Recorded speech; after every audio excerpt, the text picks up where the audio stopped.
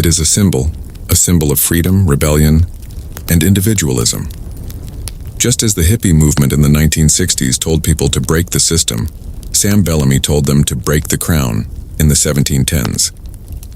In San Francisco, California, there is still an independent coffee shop called Black Sam's Freedom Bar.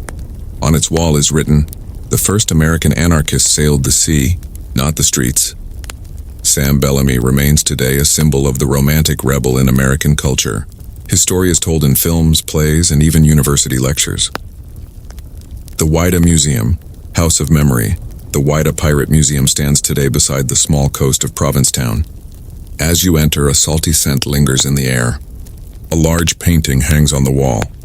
Sam Bellamy, black coat, hair flying, sword in hand, a slight smile on his face. In the center of the room, encased in glass, is the famous bell. Sometimes visitors say, small spots of foam gather on the bell, as if the sea has not yet truly let it go. A small plaque in one corner reads, "He was not a thief. He was a rebel who believed in equality." An elderly visitor once said, "When I was a child, I thought pirates were monsters. Today I understand they were the first people who weren't afraid of kings." Science and legend research is still being conducted on the Whydah's treasure. Universities in New England have used 3D scanning to analyze how naval seals were mixed among the gold boxes. This suggests that the Whydah contained not just pirate plunder, but the wealth of kings which had been stolen back. In other words, Sam did not just plunder to become rich. He returned the exploited wealth from the kings. His ideals are now called by many historians the Atlantic Revolution before America. A name that became a symbol of love. The story of Maria Hallett has also been studied. Local historian Emily Halstead writes, "Maria was not just a lover. She was a rebellious woman who refused to follow society's rules." Their love survives today in folklore as the Cape Cod legend. Many say that on stormy nights, flowers still suddenly bloom on the cliffs of Cape Cod, as if Maria is still waiting for Sam. Every year on April 26th, locals light candles by the sea. They say, "To Black Sam and Maria, lovers of the sea." This final section beautifully synthesizes the entire narrative, connecting Black Sam's individual struggle with the broader currents of American history and the enduring concept of liberty. 10. The echo of liberty. Every revolution in history begins with the story of a rebel. Black Sam Bellamy was that ancient rebel who challenged kings while STA 8.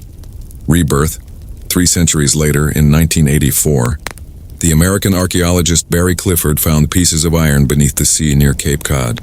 He dove down and saw massive cannons, ship timber, and finally a bell inscribed with "The Whydah Galley 1716.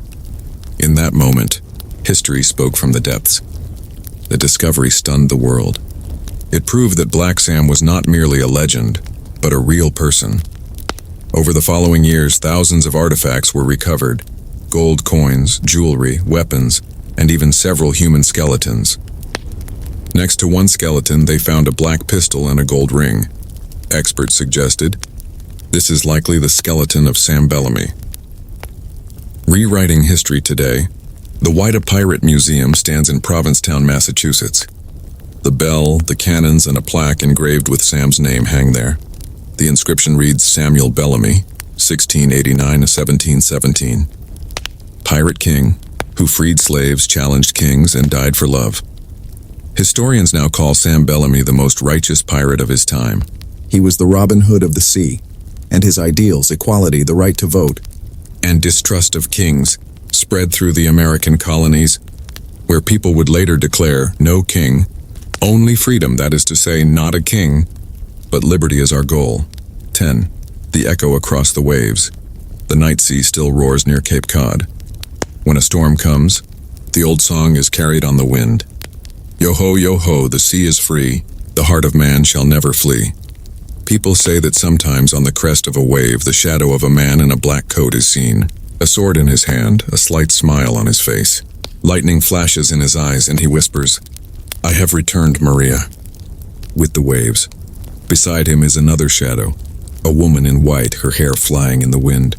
They walk together on the ocean's surface as if time has stopped. The sea calms, and history knows this. Black Sam Bellamy never truly died. He remains in the waves, the eternal symbol of love, liberty, and rebellion. Additional section. The Great Discovery. One morning in 1984, a team of divers was working beneath the sea off the coast of Cape Cod. They were led by archaeologist Barry Clifford. They carried modern metal detectors, radar, and old maps, but in their hearts they carried only one dream: to find the Whydah Galley. Barry Clifford had heard the story of Black Sam since childhood. He was told that a ship slept beneath the sea, a symbol of dreams, rebellion, and love. Everyone had said, it's just a legend, but Barry believed that the truth is hidden within the legend. The divers worked beneath the sea for weeks without success. Then one day a diver saw a strange shape on the radar, something like a circular metal object. He brushed the sand away with his hand and found a bronze bell inscribed with, "The Whydah Galley, 1716. History spoke from the bottom of the sea. This concluding part brilliantly ties Black Sam's story to American and historical concepts of liberty and equality. Here is the final English conversion, completing your entire epic narrative. The voice of history. The moment the bell was recovered, Barry Clifford stood in silence. It felt to him as if, through the roar of the ocean 300 years ago, someone was whispering, "I am here. I am still breathing." Clifford later said, "In that moment I felt that history is not just a book. It is an echo of blood, love, and courage." This discovery opened a new chapter in American history. For the first time, a verified pirate ship was found beneath the sea, the Whydah Galley. Over the following years, they recovered thousands of objects: gold coins, Spanish pieces of 8, silver bars, cannonballs, navigation compasses, dried rum in glass bottles, and several human skeletons. Most significantly, they found a black metallic pistol and a gold ring, inscribed with S.B., Samuel Bellamy. Were the pirates heroes? Following this discovery, American historians began to reconsider a new question. Were the people we know as pirates truly just thieves? Or were they rebels who built an alternative society against the rule of kings? Analysis of the documents found on the Whydah's deck revealed that Sam's crew included people from over 30 nationalities and faiths: English, Irish, African, French, and even some Native Americans. And every single person received an equal share and an equal vote. Sam used to say, "We live for ourselves, not for kings." This concept was entirely new to America in the early 18th century, a time when slavery, racial discrimination, monarchy, and colonialism were commonplace. In essence, Black Sam Bellamy was among the first Americans to articulate the dream of equality. The idea of a pirate republic. A few years before Sam Bellamy's death, a group of pirates in the Bahamas on the island of New Providence established a short-lived state, the Pirate Republic of Nassau. Their core principle was, no king, no master, only the sea. Sam's philosophy was the same. They rejected the laws of kings and created their own, where every person was equal. The English journalist Daniel Defoe, who wrote Robinson Crusoe, later writing under the pseudonym Captain Charles Johnson, wrote that these pirates created a society more equal than any kingdom in Europe. The historian Marcus Rediker later wrote, Sam Bellamy and his crew were the revolution of the sea workers. They rebelled against exploitation. Sam's legacy and the idea of American liberty half a century after Sam's death.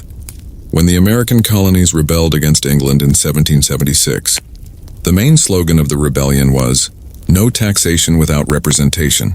That is, we will not abide by a law that we had no vote in. Is this idea so different from Sam Bellamy's? No, it's nearly identical. Sam too had said, kings levy taxes, create laws, but they do not ask our permission. Therefore, we will make our own laws. This sentiment later spread among sailors, merchants, and colonists. They began to say, we too want freedom like the pirates, our own rule. Not the rule of kings. The modern symbol, pirate as rebel. In modern America, the image of the pirate is not just a costume for children on Halloween. It is a symbol of freedom, rebellion, and individualism. Just as the hippie movement in the 1960s told people to break the system, Sam Bellamy told them to break the crown in the 1710s. In San Francisco, California, there is still an independent coffee shop called Black Sam's Freedom Bar. On its wall is written, "The first American anarchist sailed the sea, not the streets." Sam Bellamy remains today a symbol of the romantic rebel in American culture. His story is told in films, plays, and even university lectures.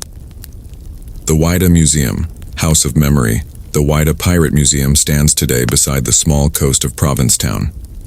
As you enter, a salty scent lingers in the air. A large painting hangs on the wall. Sam Bellamy, black coat, hair flying, sword in hand, a slight smile on his face. In the center of the room, encased in glass, is the famous bell. Sometimes visitors say small spots of foam gather on the bell, as if the sea has not yet truly let it go. A small plaque in one corner reads, "He was not a thief. He was a rebel who believed in equality." An elderly visitor once said, "When I was a child, I thought pirates were monsters. Today I understand they were the first people who weren't afraid of kings." Science and legend research is still being conducted on the Whydah's treasure. Universities in New England have used 3D scanning to analyze how naval seals were mixed among the gold boxes. This suggests that the Whydah contained not just pirate plunder, but the wealth of kings which had been stolen back. In other words, Sam did not just plunder to become rich. He returned the exploited wealth from the kings. His ideals are now called by many historians the Atlantic Revolution before America, a name that became a symbol of love. The story of Maria Hallett has also been studied. Local historian Emily Halstead writes, "Maria was not just a lover. She was a rebellious woman who refused to follow society's rules. Their love survives today in folklore as the Cape Cod legend. Many say that on stormy nights, flowers still suddenly bloom on the cliffs of Cape Cod, as if Maria is still waiting for Sam." Every year on April 26th, locals light candles by the sea. They say, "To Black Sam and Maria, lovers of the sea." This final section beautifully synthesizes the entire narrative, connecting Black Sam's individual struggle with the broader currents of American history and the enduring concept of liberty, ending on the waves of the sea. He knew he might not win, but he would never stop. His final words, recorded in history by a captured witness, were, "If we must die, let it be for freedom, not for gold."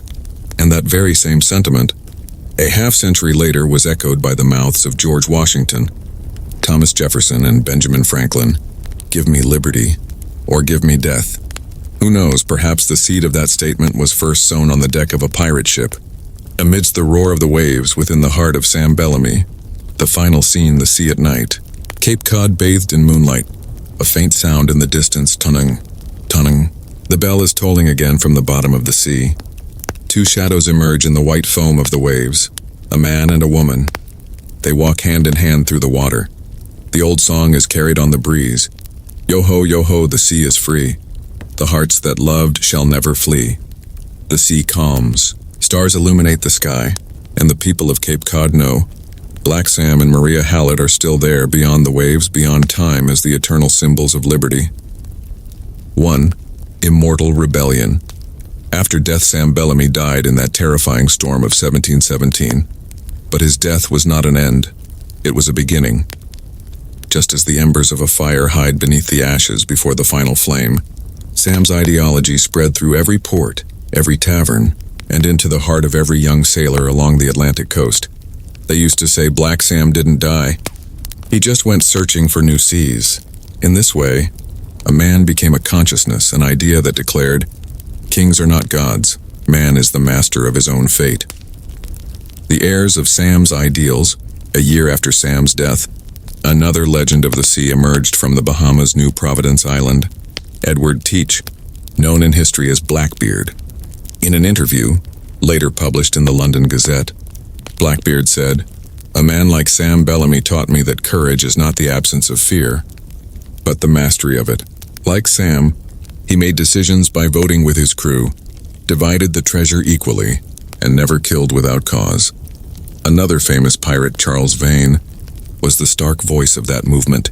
He directly told the English king, "We do not recognize the king because the king did not recognize us." These words were a new kind of politics, not anarchy, but a declaration of human equality and self-governance. Sociology in the shadow of pirate democracy.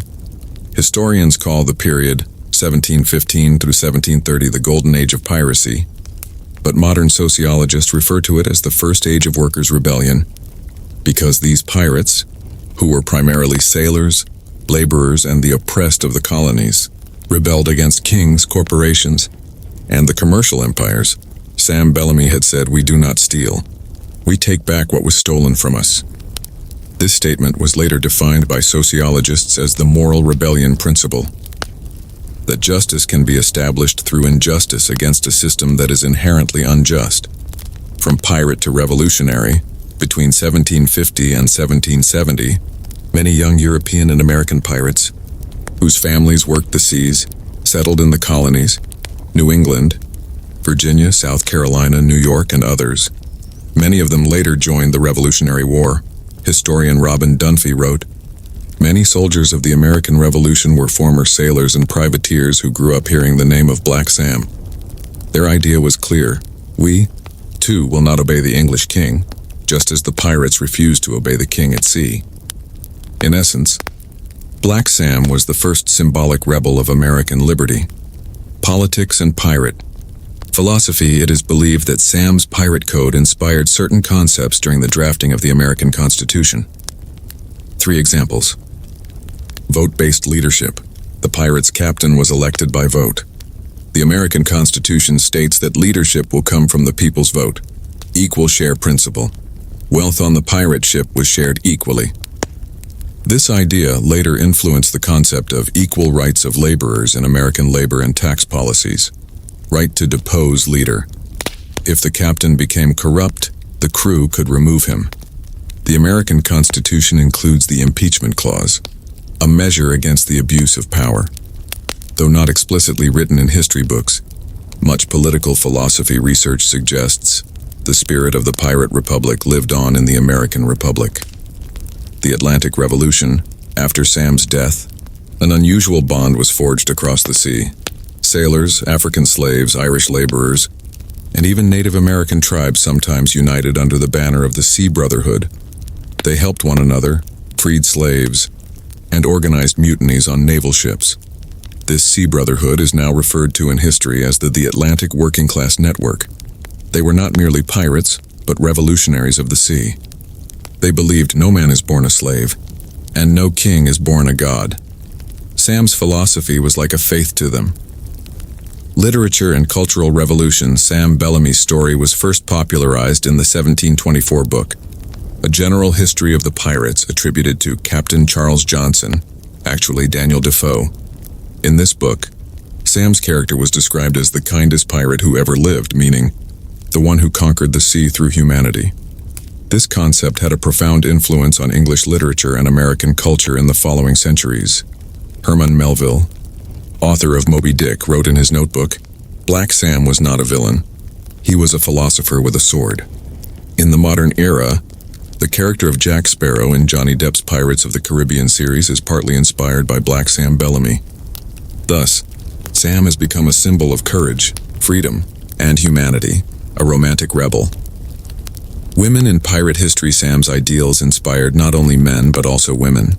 In 1720, 2 female pirates in the Caribbean, Anne Bonny and Mary Red, declared on their ship, "We will fight like Black Sam. We are no less than men." They raised their own flags similar to Sam's, black, but with a blood-red heart at the center. They credited him. Sam Bellamy showed that courage, not gender, defines character. These 2 women later became the symbol of the first female rebels in history. Modern influence today. The word pirate is often used as a symbol for political or technological revolutionaries. The Pirate Party is a political movement in Europe that stands for transparency and the freedom of information. Internet. Pirates are those who believe that information should be open to all, not restricted by any king or corporation. They identify themselves as the digital descendants of Black Sam. Their slogan says it all. Information wants to be free, just like the sea. 10. The Eternal Wave of Legend 3. 100 years have passed. Yet in the winds of Cape Cod, in the foam of the sea, the name of Black Sam is still heard. When the waves crash upon the shore, the old fishermen say, That's the wind from Bellamy's ship. At night, if someone stands quietly on the isolated coast, they say they can hear the distant tolling of that bell. Tong! Tong! And mixed with it is a voice. We did not steal. We seized our freedom. Final reflection, Black Sam Bellamy was not merely a pirate. He was a philosophy where the sea was the stage and humanity was the weapon of revolution. He taught that equality is more valuable than gold, and his flag, bearing the blood-red heart, still serves as a reminder. Liberty never comes for free, but once earned, it is immortal. Epilogue. Sunrise.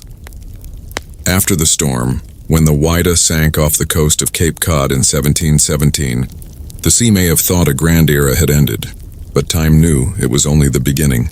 After that storm, a strange seed was carried on the Atlantic breeze, a seed that would later sprout at the Boston Tea Party, in the pen of Thomas Paine, and in the Declaration of Independence, the idea left behind by Sam Bellamy and his pirate crew was the dream of a society where no one had a birthright to rule over another. This section is an extraordinary analytical conclusion, beautifully connecting the historical figure of Black Sam Bellamy to the philosophical foundations of the American Revolution and the U.S. Constitution. Here is the English conversion, completing your entire saga. 2. The spread of ideas from sea to colony in the 1720s. America's coastal cities, Boston, Newport, Charleston, were filled with seafarers, former sailors, and pirates. They would sit in the port taverns and tell stories of Sam Bellamy, the pirate king who had made the sea a realm of freedom. These stories began to spread among the new generation of young people, many of whom were already frustrated with the injustice, taxation, and discrimination of English rule. They would say, as Sam Bellamy said, we too will declare, we do not recognize the king. In this way, a pirate's philosophy slowly penetrated the core of colonial politics. Liberty or death, a pirate's echo in 1775, when Patrick Henry stood before the Virginia legislature and declared, "Give me liberty or give me death." The same chord was echoing on the historical stage, a sentiment that Sam Bellamy had voiced on the Whydah's deck half a century earlier.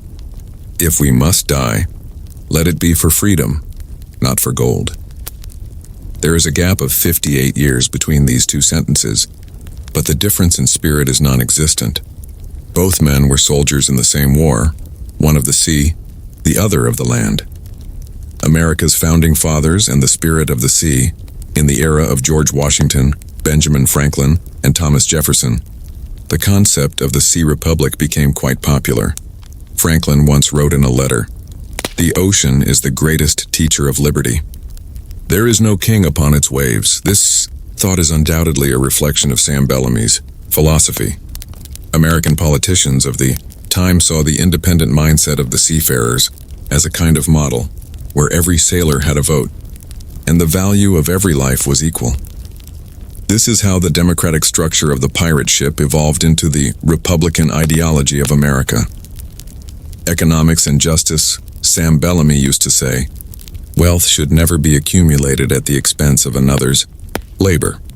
This sentiment later took the form of America's first labor principles, which held that each man shall enjoy the fruits of his labor. That is, the core of liberty is one's right to one's own labor, not the king's or the company's. Sam's idea instilled a new confidence among the laborers in the colonies at that time. They began to understand that their hands were building the empire. So whose right should prevail? From this reasoning was born the philosophy of republican self-rule. So was the foundation of justice in 1787. When the U.S. Constitution was being drafted, a debate was underway. Should the power of the states be greater than the federal government, or should all remain equal? Jefferson wrote, "Liberty must be shared like the sea, it belongs to no one." Historians suggest that this line was inspired by Sam Bellamy's equal share principle. Just as Sam believed everyone should receive an equal share of the plunder, America came to believe that every state, every citizen, is equally free. Sea policy and American law on a pirate ship. The captain was elected by vote, but in times of emergency, he had full authority to make decisions. Similarly, in the American Constitution, the president is elected by popular vote, but in times of war or disaster, he holds executive power. This structure is called mixed democracy, which is a modern version of the pirates' shared command system. Thus, Black Sam had unknowingly sketched the blueprint for future state governance. From pirate boat to warship, when the American War of Independence began in 1776, a new method was initiated to attack English merchant ships at sea: privateering. The government authorized civilian vessels to plunder enemy ships. In other words, legal piracy. The names of the boats in this privateer movement included Freedom, Revenge, Widest Spirit, and Mary Ann's Hope. All names carried the memory of Sam. Historian Richard Sands says, America won its independence using pirates' principles: freedom, equality, and courage against empire. Modern America under Sam's shadow even today. In American culture, the sea is not just about commerce, it symbolizes possibility, the call of the unknown, and the essence of freedom. On the coast of New England, children are still told the story of Black Sam, where he is called the first American dreamer. A plaque at the Boston Maritime Museum reads, "Before the stars and stripes, there was a black flag with a red heart, and it taught us what liberty meant." Sam's flag, the blood-red heart, reminds us even today, liberty is not just a law. It is an emotion, a dream, the fruit of sacrifice. Not an end, but a transformation of legend 300 years later. The waves of the sea at Cape Cod still whisper in the foam, Sam is still here. At night during high tide, a strange light appears over the water. People say it is the ghost of the Whydah, but those who understand history know it is not a ghost. It is the symbol of an idea. Sam Bellamy is now America's invisible hero. His rebellion has today been transformed into the Constitution. His sea has been transformed into the symbol of justice. When a young American says, "I am free, I bow to no king," the voice of Sam Bellamy echoes from the depths of history. Then my sea has not died. Final words. Samuel Bellamy, a common farmer, a sailor, a lover, a revolutionary. He stood against kings with a sword, but he won with his heart. His Whydah sank in the sea, but his ideals surfaced on the waves of history. Behind the liberty of America, there was the shadow of a pirate who said, "The greatest wealth is freedom." And on the winds of Cape Cod today, when the waves crash against the rocks, the old refrain is heard, "Yo-ho, the sea is free," and so are we. Sam Bellamy lives on, in every wave of the sea, and in the dream of freedom of every human being.